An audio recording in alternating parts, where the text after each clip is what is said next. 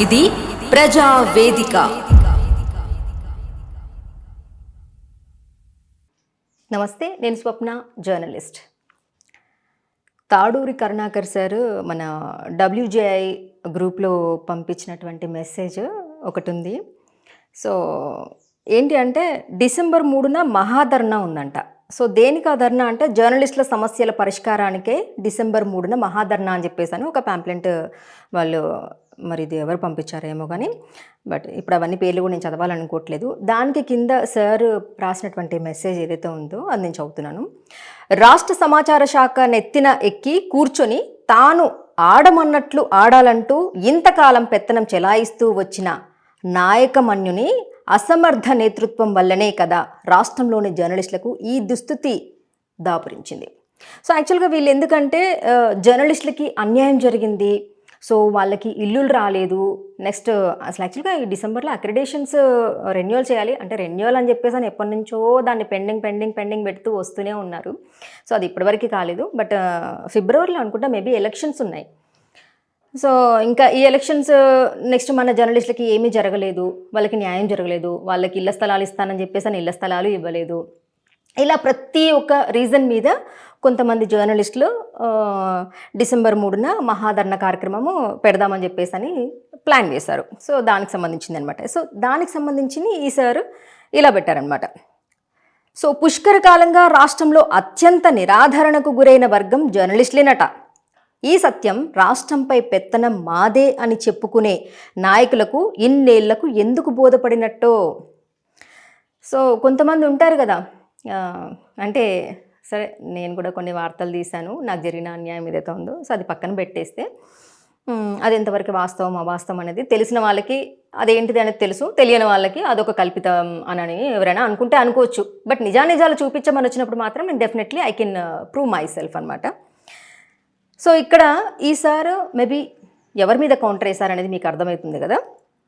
So ఇప్పటికి గుర్తుకొచ్చిందా అని చెప్పేసి అని రాష్ట్రంలోని జర్నలిస్టుల సమస్యలు పరిష్కరించడంలో సమాచార శాఖ పూర్తిగా విఫలమైందని ఆ శాఖ మంత్రికి గత 2 ఏళ్లుగా అనేక వినతులు విజ్ఞాపన పత్రాలు ఇచ్చినా ఆయన ఇచ్చిన హామీలు కార్యరూపం దాల్చలేదనే విషయం ఆ సంఘం నాయకులకు ఫిబ్రవరి నెల కంటే ముందు గుర్తు రావడంలో ఆశ్చర్యం లేదు. నిజంగా కదా, 2 సంవత్సరాల నుంచే జర్నలిస్టుల సమస్యలు ఇలా ఉన్నాయి అలా ఉన్నాయి అని చెప్పేసి అని వినతి పత్రాలు మంత్రులకు ఇవ్వడం జరుగుతుంది, వాళ్ళు తీసుకుంటున్నారు చేస్తున్నారు అన్నీ అయిపోయినాయి. ఇవంతా ఏది కాలేదు, జర్నలిస్టులకి ఎక్కడా న్యాయం జరగలేదు. కానీ ఇప్పుడు ఫిబ్రవరిలో ఎలక్షన్స్ ఉన్నాయి కాబట్టి సో ఇప్పుడు గుర్తుకొచ్చిందా అని చెప్పేసి అని మన తాడూరి కరుణాకర్ సార్ ఈ వార్త రాశారనమాట. ఎందుకంటే రాష్ట్రంలోని జర్నలిస్టులు నేటి అధ్వాన్న పరిస్థితులకు వారే కారకులు. అటు అకాడమీని ఇటు సమాచార శాఖను గుప్పెట్లో పట్టుకొని ఇంతకాలం మీరు సాధించింది ఏమిటో. సో మన తాడూరి కరుణాకర్ సారు ఎవరైతే ఈ మహాధర్నా అని చెప్పేసి అని ప్యాంప్లెంట్ ఒకటైతే రిలీజ్ చేశారో, ఈ 3వ తారీఖు ఉందన్నమాట మహాధర్నా కార్యక్రమం, వాళ్ళని క్వశ్చన్ చేస్తున్నారు సార్.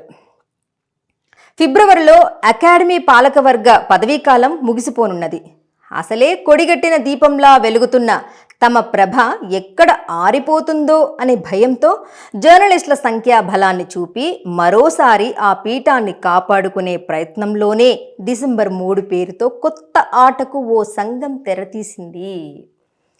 నిజమే కదా, అంత సైలెంట్గా ఉంటారు.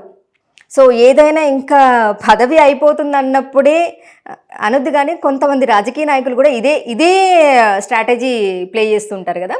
సో ఎలక్షన్స్ రాబోతున్నాయి అనేసరికి ఇంకా వాళ్ళు ఇచ్చిన హామీలు ఏవైతే ఉన్నాయో ధనాధన్ ఫటాఫట అంటే అక్కడి వరకే మళ్ళీ ఎవరైతే కొంతమంది కార్యకర్తలు ఉంటారో వాళ్ళ వరకు చూపించి ఇదిగో మేము ఇవి చేసాం, ఇదిగో మేము ఇవి చేసామని చెప్పేసి అని మళ్ళీ ఫోటోలకి ఫోజులు ఇవ్వడాలు, పేపర్లో రాయించుకోవడాలు, electronic media, print media, social media, ఇంకా అన్నిట్లలో అనమాట, అన్ని మాధ్యమాలలో వాళ్ళకి సంబంధించినవి ఏం కొడతారు, చిడతలు కొడతారు లేదా గప్పలు ఏదో ఒకటి కొడుతూ ఉంటారనమాట. సో అది ఇందాక నేను ఒక న్యూస్లో చెప్పాను, నవ్విపోదురుగాక నాకేంటి సిగ్గు అన్నట్టు ఇంతకాలం అక్రిడేషన్ల సమస్యను నాంచి ఇప్పుడు వాటి కోసం ఆందోళన చేస్తారట. ఇంకా మోసపోవడానికి ఇక్కడి జర్నలిస్టులు ఎవరు సిద్ధంగా లేరు. ఈ అక్రిడేషన్ అయితే నిజంగా నాకైతే అంగట్లో సరుకండి.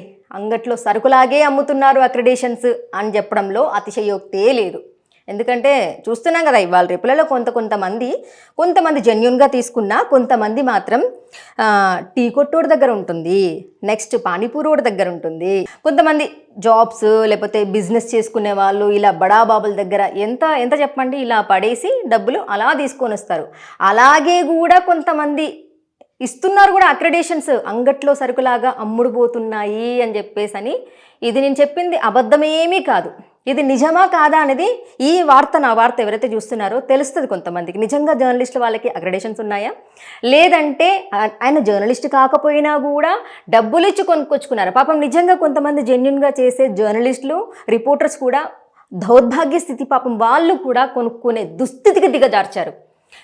నేను ఈ విషయాలు కొంతమందితో మాట్లాడినప్పుడు, కొంతమంది బ్రదర్స్తో, మరి ఇప్పుడు కాకపోతే ఎప్పుడు సంపాదించుకుంటారు వాళ్ళు, ఇప్పుడు కాకపోతే డబ్బులు ఎప్పుడు సంపాదించుకుంటారు అని చెప్పేసి మాట్లాడుతున్నారు. నిజంగా పనిచేసే వాళ్ళకి ఎంతమంది దగ్గర అక్రిడేషన్స్ ఉన్నాయి, ఎంతమందికి హెల్త్ కార్డ్స్ పనిచేస్తున్నాయి?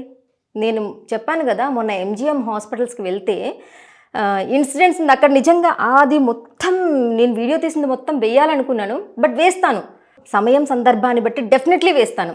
ఎంత అధ్వానంగా ఉన్నాయంటే అక్కడ ఒకటి మళ్ళీ ఒకటి బాక్స్ ఉంటుంది, కలెక్టర్ ఫిర్యాదులు, అంటే కలెక్టర్కి ఫిర్యాదు చేయొచ్చు అనమాట. ఎవరైనా కూడా సరిగ్గా ట్రీట్మెంట్ చేయకపోయినా అక్కడ, లేకపోతే క్లీనింగ్ సరిగ్గా చేయకపోయినా, ఎలాంటి సమస్య, మెడిసిన్ సరిగ్గా లేకపోయినా కానీ అన్నీ కూడా ఆ బాక్స్లో వేస్తే, ఇంకా ఇందాక ఒక వార్తలో అనుకుంటా కదా, ఈ రీల్స్ చేసే వాళ్ళు ఉంటారు కదా కొంతమంది, సో అలాగే కలెక్టర్ వెళ్తున్నప్పుడు కొంతమంది వెళ్ళిపోతారు, ఇట్లా 20-30 మంది, కొంతమంది అధికారులు వెళ్ళొచ్చు, కొంతమంది నార్మల్ వాళ్ళు కూడా వెళ్తూ ఉంటారనమాట. సో వీళ్ళు పెటకాటకటక వెళ్ళిపోతుంటే అక్కడ కొంతమంది డాక్టర్స్ ఇంకా తొందరలేసి యాప్రాన్ వేసుకుంటారు, మేడం రాగానే ఇలా ఇంకా ఆ పేషెంట్స్తో మాట్లాడితేనో లేకపోతే ఇంకేదోనో చెప్తేనో కదా అక్కడ సమస్య ఏం జరుగుతుంది అని తెలిసేది. ఒక మెడిసిన్ సరిగ్గా ఉండదు, ఒక ట్రీట్మెంట్ సరిగ్గా ఉండదు. నిజంగా కొంతమంది అంటే అక్కడ ఉన్నది దాదాపుగా ట్రైనీస్ తోటే చేపిస్తుంటారు ఎక్కువగా. ఎవరైతే పెద్ద డాక్టర్స్ ఉన్నారో వాళ్ళు, మంచిగా ప్రొఫెసర్స్ ఉన్నారో వాళ్ళు వెళ్ళి సరిగ్గా కూర్చుంటారు అక్కడ మంచిగా ఈ ట్రైనీస్ వాళ్ళతో. నిజంగా వాళ్ళ ట్రైనింగ్ చేసే వాళ్ళకి కూడా కొంతమందికి అనొద్దు, కానీ కొంతమందికి హెడ్ వెయిట్ ఎలా ఉంటుందంటే బీభత్సంగా ఉంటుంది అనమాట. సో అది మెడిసిన్ సరిగ్గా ఉండదు, కాస్ట్లీ మెడిసిన్ అంతా కూడా ఇక్కడ లేవు, బయట తీసుకోండి. మరి ఏం జరుగుతుంది? నిజంగా ఆ హెల్త్ మినిస్టర్ ఏం చేస్తున్నాడో, ఆ కలెక్టర్ మేడం వెళ్ళినప్పుడు మరి సమస్యలు ఏమి, అక్కడ ఎవరెవరు ఫిర్యాదులు రాస్తున్నారో, ఈ సమస్య ఉంది, ఈ సమస్య ఉందని చెప్పేసి సరే చదువుకున్నవాడు రాస్తాడు, చదువు లేనివాడు ఎలా రాస్తాడు? మళ్ళీ ఎవరు రావద్దు, వార్తలు ఏమి కవర్ చేయొద్దు అని చెప్పేసి మళ్ళీ ఉంటుంది ప్రొటెక్షన్ చేయడానికి. మళ్ళీ డబ్బులు ఇచ్చి లోపలికి వెళ్ళాలి, వాచ్మెన్లకి అమౌంట్స్ ఇచ్చి లోపలికి వెళ్ళాలి, అమౌంట్ ఇచ్చి బయటికి రావాలి. ఏది కావాలన్నా పైసా పేకో తమాషా దేకో. సో డబ్బుతోటే పని అంతా. నిజంగా ఎంత అధ్వానంగా ఉన్నాయంటే. సో ఇదండి అక్రెడిటేషన్. సరే నా సిచ్యువేషన్, నేను మాట్లాడేదంతా ఎక్కడెక్కడికో వెళ్ళిపోతూ ఉంటుంది, ఒకటి తీస్తే ఒకదానికి షిఫ్ట్ అయిపోతూ ఉంటాను నేను.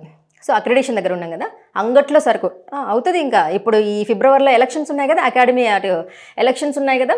సో ఇప్పుడు మళ్ళీ మహాధరణ అది ఇదంతా ఒక డ్రామా అని చెప్పేసి తాడూరి కరుణాకర్ సార్ అంటున్నారు. నిజంగా అది డ్రామానా లేకపోతే ఏంటి అనేది ఇక వాళ్ళకి తెలియాలి.